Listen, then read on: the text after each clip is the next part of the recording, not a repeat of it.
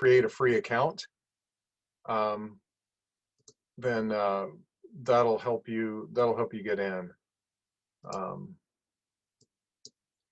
You can authenticate. Libby's letting us know you can authenticate with a Google or a Facebook account, and so you don't have to provide them your email. The VUU happenings link worked well for folks, it looks like. So this is another sort of curveball that was thrown to us by people who are frankly just trying to sabotage, and so we'll work around them and figure it out. All right, so let's get started for this morning, and as always, it's good to see so many of your faces. I will say that the reason I can see so many of your faces is because I'm on gallery view right now. So I would encourage you after these announcements are over to switch over to speaker view so that whoever's speaking as part of the service will pop up big in your screen and you'll be able to see them. You'll be muted throughout the entire service. After it's over, we're going to give about 1 minute for people who want to leave, and then we're going to divide up into breakout rooms for about 10 minutes. We will unmute you in those rooms, so you don't have to worry about that. You do need to accept the invitation to join the room. In those 10 minutes, I invite you to maybe meet somebody new, I hope, to check in with each other, see how we're doing. This is going to be a tough week, and so it'll be good to be connected. Next Sunday, Easter Sunday, we'll have a virtual Easter sunrise service at 7:30 a.m.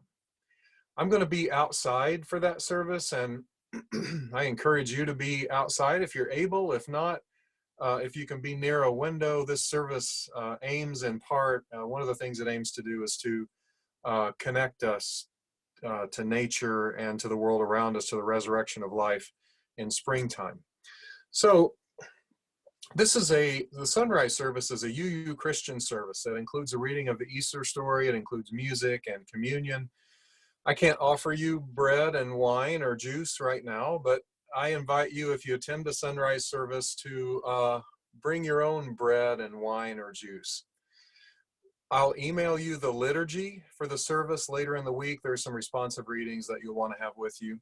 And of course, we'll have our regular Easter service at 10:30 a.m. as well. So Easter sunrise at 7:30, regular worship service for Easter at 10:30.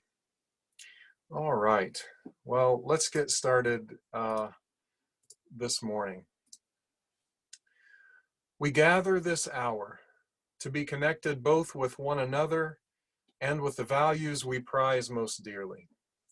May this service remind us that we are, as Dr. King stated, bound up in an inescapable network of mutuality.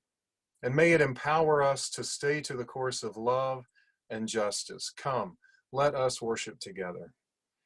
Would invite you to grab your chalice or candle that's nearby and light it as we read the words in unison that we read every week.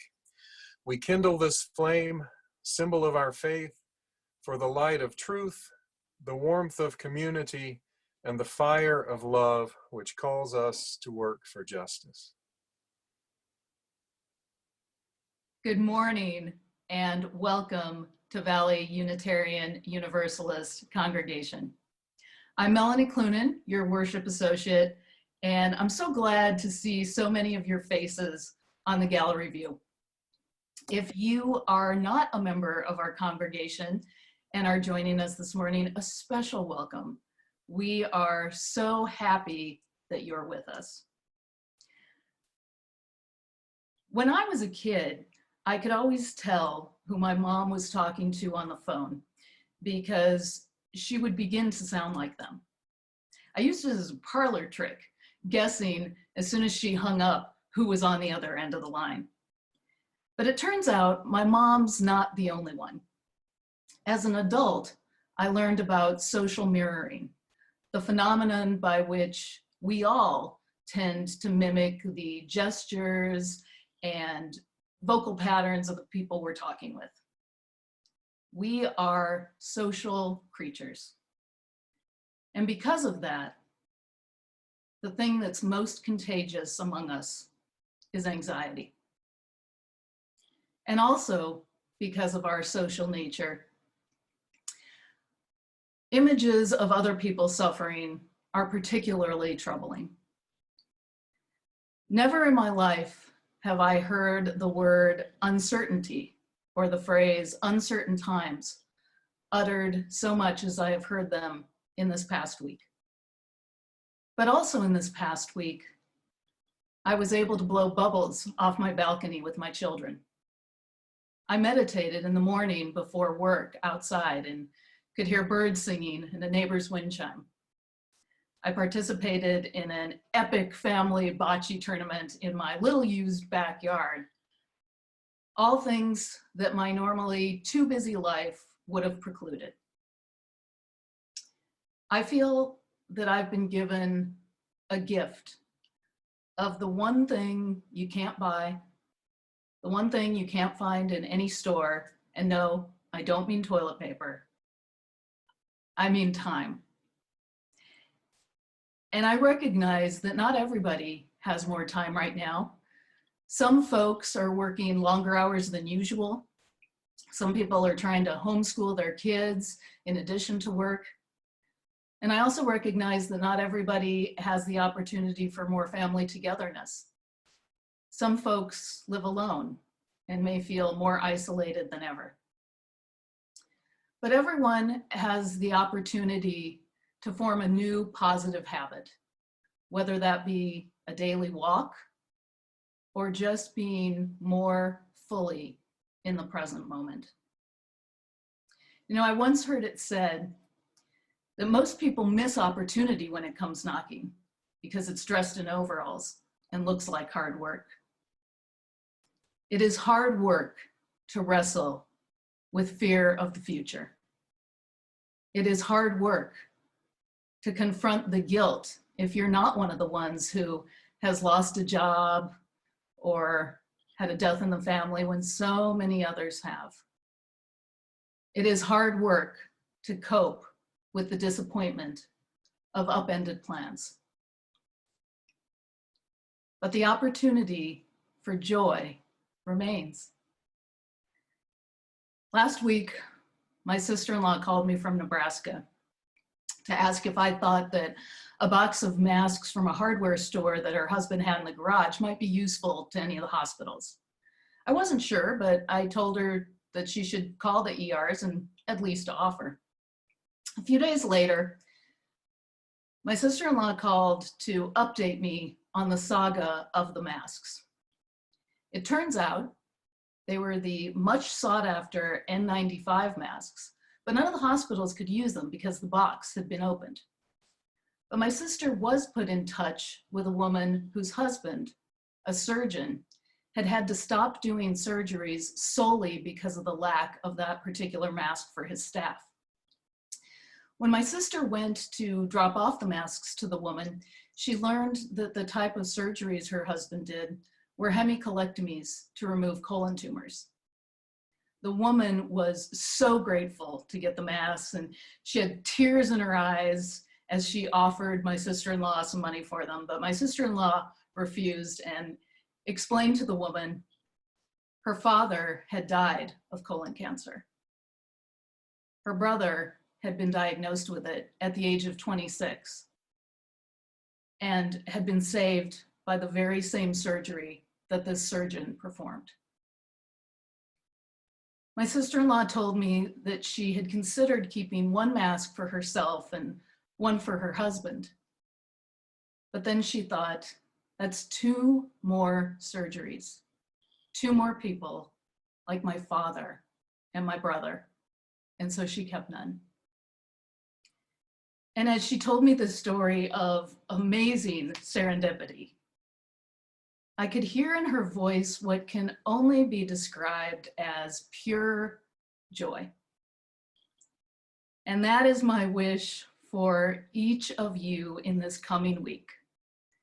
Pure joy in spite of.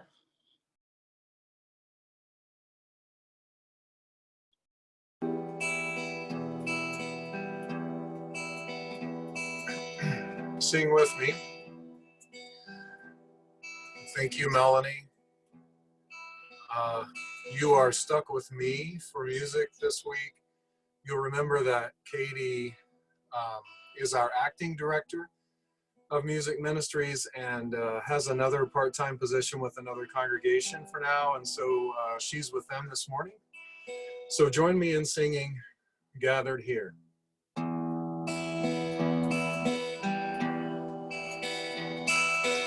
Gathered here in the mystery of the hour, gathered here in one strong body, gathered here in the struggle and the power. Spirit, draw near one more time. Gathered here in the mystery of the hour, gathered here in one strong body, gathered here in the struggle and the power. Spirit, draw near. Spirit, draw near.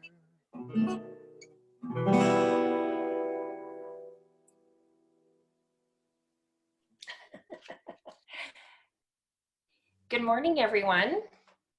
I'm Marcy Bowden, your Director of Faith Formation, and I have a book for you today titled I Am Human, a Book of Empathy by Susan Verde. I chose this book because the journey of being human is full of challenges, but also full of possibilities. And we are experiencing such a time of challenge right now. I'm hoping that we all can pause to see the possibilities in our lives. So, I was born a miracle, one of billions, but unique. I am human. I am always learning. I'm finding my way and choosing my path on this incredible journey. I have big dreams. I see possibility. I have endless curiosity. I make discoveries. I have a feeling of wonder. I am amazed by nature. I have a playful side. I find joy in friendships. I am human. But being human means I'm not perfect. I make mistakes. I can hurt others with my words, my actions, and even my silence. And I can be hurt too.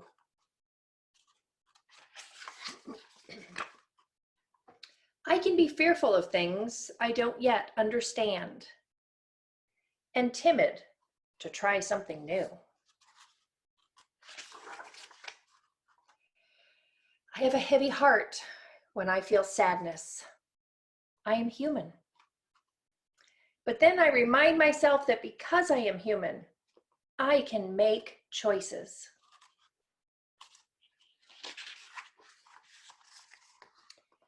I can move forward.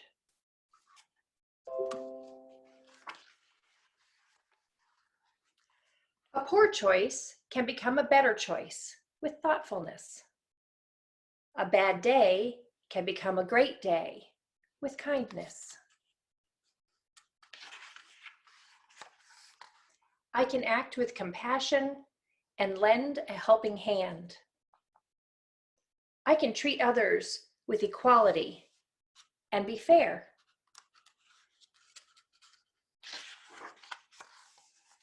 I can choose not to fight, but instead to listen and find common ground. I can say I'm sorry and ask for forgiveness.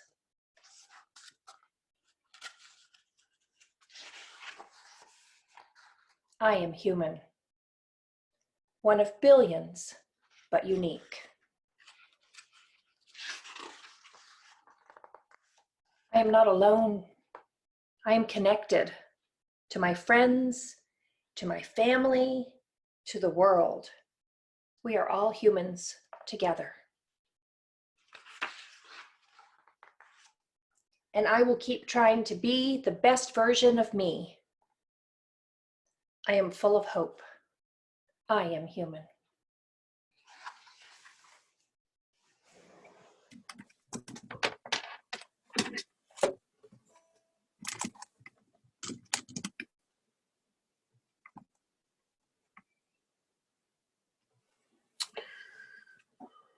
Now we'll receive our offering.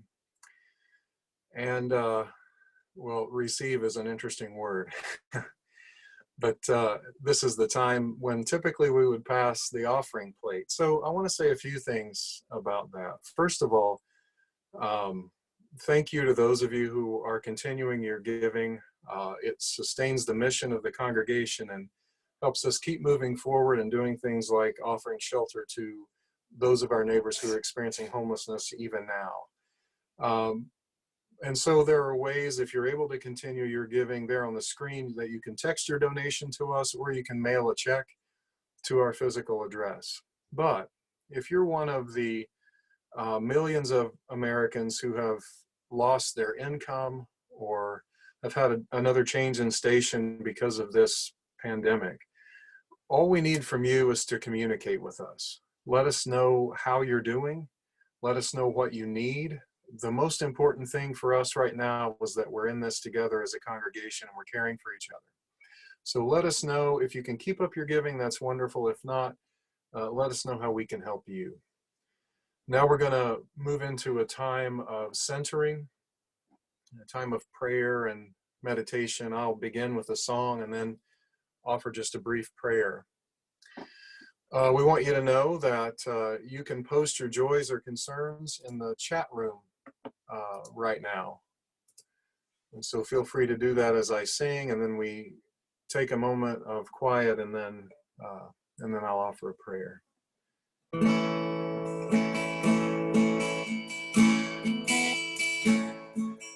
When I am frightened, will you reassure me? When I'm uncertain, will you hold my hand? Will you be strong for me? Sing to me quietly. Will you share some of your stories with me? If you will show me compassion, then I may learn to care as you do. Then I may learn to care. When I am angry, will you still embrace me? When I am thoughtless, will you understand? Will you believe in me, stand by me willingly? Will you share some of your questions with me? If you will show me commitment, then I may learn to love as you do. Then I may learn to love.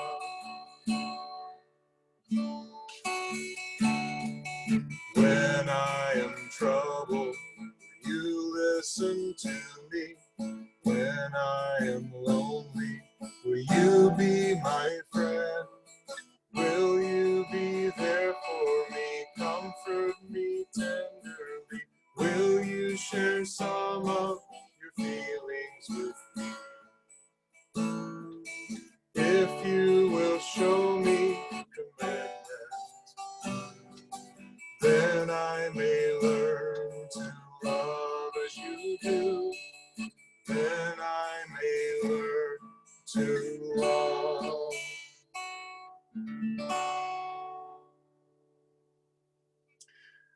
Please join me in a spirit of prayer.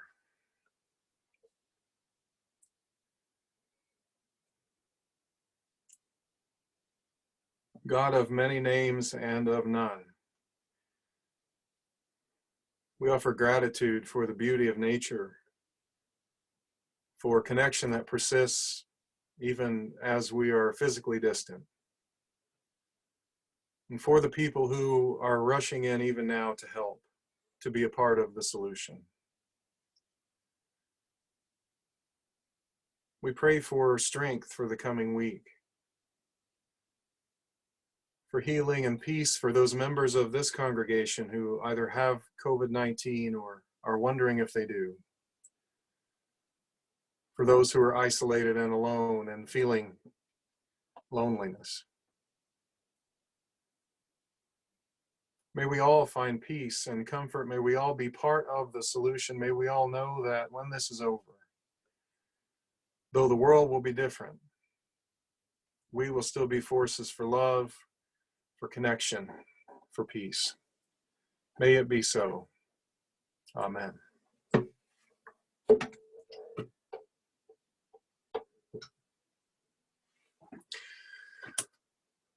Well, we begin a new theme this first Sunday in April, the theme of God or the divine. Now, I'm excited to explore this theme with you, especially in a Unitarian Universalist context. Christopher Hitchens wrote, owners of dogs will have noticed that if you provide them with food and water and shelter and affection, they will think you are a god. Whereas owners of cats are compelled to realize that if you provide them with food and water and shelter and affection, they draw the conclusion that they are gods, end quote. Knowing that there are more cats than dogs among Unitarian Universalists, I tread with caution, but with great excitement into this topic, because I believe it is essential that Unitarian Universalists know which God they worship. Many of us have done the work of deconstructing God for ourselves. A lot of Unitarian Universalists like me come from conservative traditions where the God who is worshipped is cruel and unpredictable, like an abusive spouse or a parent. We were encouraged to alternately fear and love this celestial abuser. This is what some experience, this hurt, colors the way Unitarian Universalism is practiced in our country. Author and theologian Karen Armstrong writes in her book, The History of God, quote, "A God who kept tinkering with the universe was absurd. A God who interfered with human freedom and creativity was a tyrant, an omnipotent, all-knowing tyrant who is not so different from earthly dictators who make everything and everybody mere cogs in the machine which they control. An atheism that rejects such a God is amply justified," end quote. And that's just what I decided I was. My reaction to the God of my youth was to become an atheist for a while. I recoiled and spat insults at the mention of a traditional God, but after a while, I realized I needed to know more than what I did not believe in. The work of deconstruction was not enough to sustain me when the hard times came. For most serious theologians, God is not the name of a human-like being. God is a symbol that points to a greater reality. And the truth is, whether we use the language of God or not, we all have our gods. I'm going to make a claim that may sound controversial to you, but it's true in my experience. Most Unitarian Universalists, and certainly most atheists, define God the same way religious fundamentalists define God. Theirs is a capricious, mean, punishing God. Atheism for most people means a rejection of those particular ideas, a rejection of that particular God. And that's a good thing, I think. But there has always also been a liberal strand of theology that has thought about God very differently. Theologian Paul Tillich, for example, defined God in a couple of ways. One is the ground of our being, the force that gives and sustains all life. For Tillich, God is not a white guy in the sky or a human-like being at all, in fact. God, for Tillich, is a symbol of our ultimate concern. And we all have an ultimate concern, that which we're concerned with above everything else. Whatever we're ultimately concerned with, he argued, is our God. Here are a few sentences from Tillich. Quote, "Humanity's ultimate concern must be expressed symbolically. If the nation is someone's ultimate concern, the name of the nation becomes sacred. And the nation receives divine qualities which far surpass the reality of the being and functioning of the nation," end quote. I think I see this all over the place in our country. The greatest nation on earth, some people say, with a religious devotion, and anyone who disagrees is a heretic, a traitor, love it or leave it. I attend a fair amount of sporting events, or at least I used to, and before just about every kickoff or tip-off or first pitch, the national anthem is played or sung. Now, I don't think that's a terrible thing. I think we ought to honor the set of ideals that we mean when we say the name of our country, values of collective responsibility to one another and the rights of all people to a good life. But this public demonstration of devotion to the nation is religious in nature. And one of the most important symbols of the religion of Americanism is the American flag. We're all told at these sporting events to turn toward the flag as the anthem is played or sung, to remove our headwear out of reverence as people are asked to do in houses of faith, and to stand at attention. The flag is the symbol of the nation, and the nation is, for many, their ultimate concern. God, in short. Some are very explicit about this. In a recent ceremony honoring his achievements, country musician Garth Brooks said that he was first a child of God and right up there almost equal, but not quite. He was an American. It seems clear to me that we all have our God, our ultimate concern. And so the question of whether God exists is almost meaningless. It's a fun parlor conversation, but I'm more interested in the challenge issued by Unitarian Universalist minister Richard Gilbert, who said, "I am increasingly taken by the idea that in our time, the theological issue is not the existence or non-existence of God, as if that could be proved or disproved. It is rather our capacity to experience the divinity in which we daily walk," end quote. He's putting experience in the foreground. So what do you experience in the world as holy, as worthy of expending some of your precious life force protecting, enjoying, loving, following? You don't like God language? No problem. As Unitarian Universalist minister Forrest Church wrote, quote, "God is not God's name, but our name for that which concerns us ultimately, which we worship and live for and trust. God, therefore, can be big or small. A big God enhances us. Small ones do not. Someone once said that when we don't believe in God, it's not so much that we believe in nothing, but that we may end up believing in anything. In this respect, our popular gods may have become very small indeed," end quote. The nation, as I said a moment ago, is a popular American god. So is material success with all of its many symbols. But one of the proofs of devotion to material success is busyness, worn proudly like a gold medal by its devotees. Long ago, this god was put on the throne by our ancestors, the Puritans, who saw long days of labor and the wealth it could bring as signs of the blessing of God. Eventually, as our nation supposedly became more secular, material success became its own god. God, to me, is like a thread that's present everywhere, in everything, in each of us, connected. If we pick up and are careful to follow that thread, if we meditate, pray, read, keep love first and foremost, that thread will guide us to engage the world in ways that make love more active. So I believe that God is apparent in the work of doctors and nurses, scrub technicians and hospital sanitation workers, who are somehow keeping a hold of that thread of love instead of giving in to fear, who are going in and doing their jobs in the face of danger. What could demonstrate greater love for humanity than that? The thread of love for life itself is so clear in their brave actions. I heard God last week in a story on NPR about a father and his child who decided to stand on the street corner and give away a roll of toilet paper to anyone who needed it. They made a big sign, they brought along a bunch of toilet paper, and they waited. A busy nurse saw them and asked for a roll because although she could afford to buy her own, she didn't have time to get to the store and to sleep before her next shift. She tried to give the man money, but he refused and instead insisted that she take an extra roll. In that moment, that's what that thread of love and compassion looked like. I'm seeing the divine everywhere these days. My daughter and I took a little hike this week.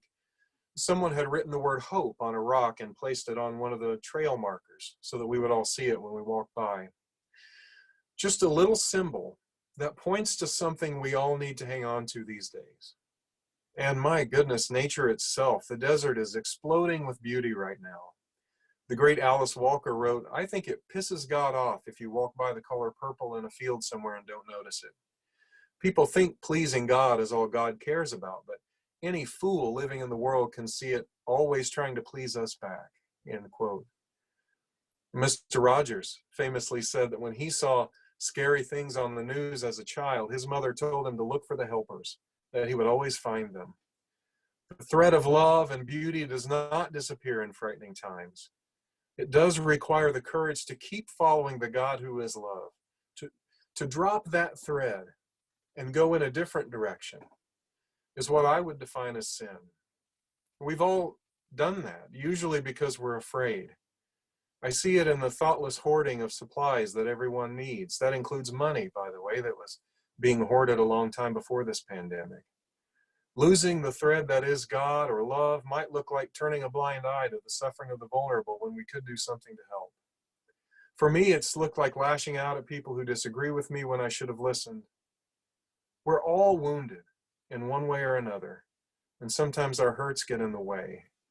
They make it hard for us to keep following the thread of love. And so we Unitarian Universalists say in our principles that we affirm and promote each person's right to a free and responsible search for truth and meaning. That implies a certain kind of life, one that concerns itself with things like what actions lead to greater meaning and what actions shrink the soul.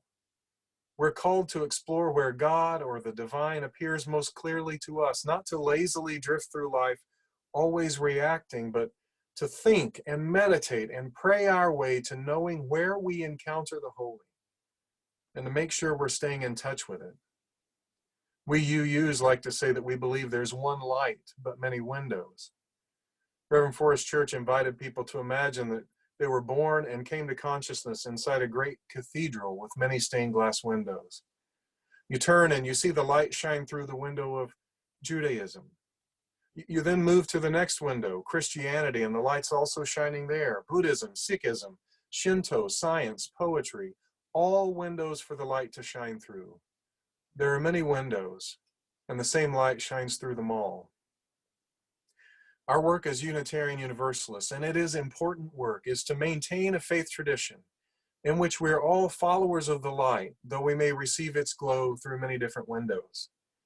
And I would add that we do well not to flit from window to window, but to really commit to a way of experiencing the light and go deep in that way. God is a symbol, an important symbol, pointing toward the reality of our ultimate concern, but a symbol nonetheless. So this morning I ask you, what is your ultimate concern? What is the thing that brings you into beloved community with all of your fellow beings and gives your life meaning? I think love itself is a pretty good starting place, but you would maybe describe it differently. Whatever it is, it hasn't gone away. For those with eyes to see, God, love, the divine is always with us. May we remember that this coming week. It will always be so. Amen. Well, for me, and I think for a lot of you, one of the places that we find the divine is in gratitude. So I want to begin to wrap up our service this morning by singing together We Give Thanks. Sometimes we sing this song to sing the kids out, but it's good in its own right. So let's give it a shot here.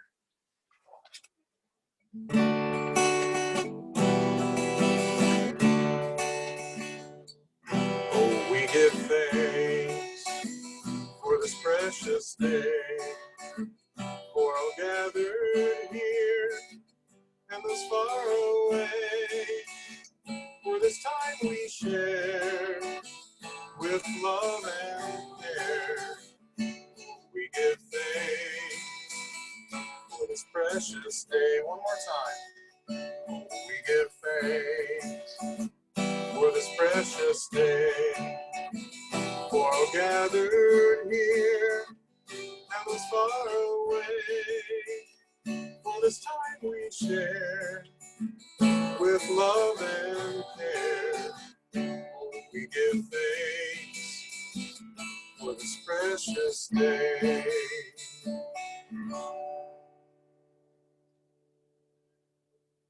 Well, if you have it nearby, grab the chalice that you lit a while ago, and let's extinguish our chalices together as we read our chalice extinguishing words.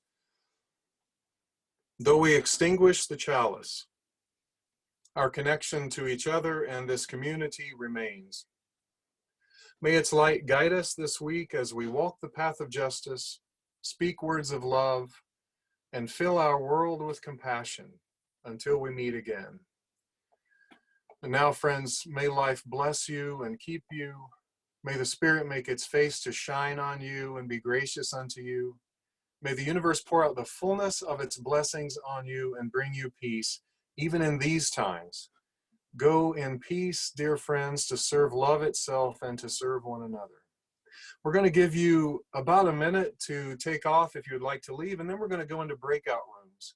Just a reminder, if you decide to go into the breakout rooms, that you need to accept the invitation to go in, and then after about 10 minutes, we'll come back into the large room and say goodbye. Blessings on your week.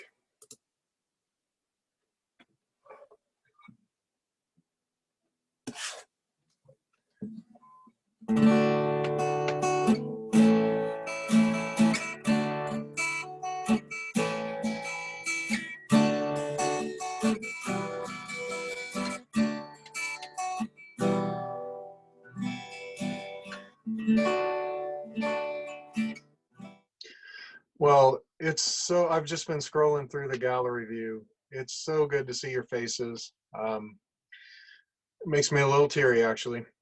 We'll be together again in person, but know that, what I'm hearing, what I heard on the news early this morning was that the team that's sort of talking to us, the medical team as a nation, is forecasting this to be a really difficult week. So know that you can email, you can give a call. The phone number is on the website and in other places. If you just need to talk, if you have a concern, if you've contracted COVID yourself, let us know. And we can, if it's not me, we have a lay pastoral care team and other people who are ready to help, other professionals. So just sending love and reminding you that although this time is challenging, that it's not forever, and we'll stay connected through it. So love you all. I'll see you soon.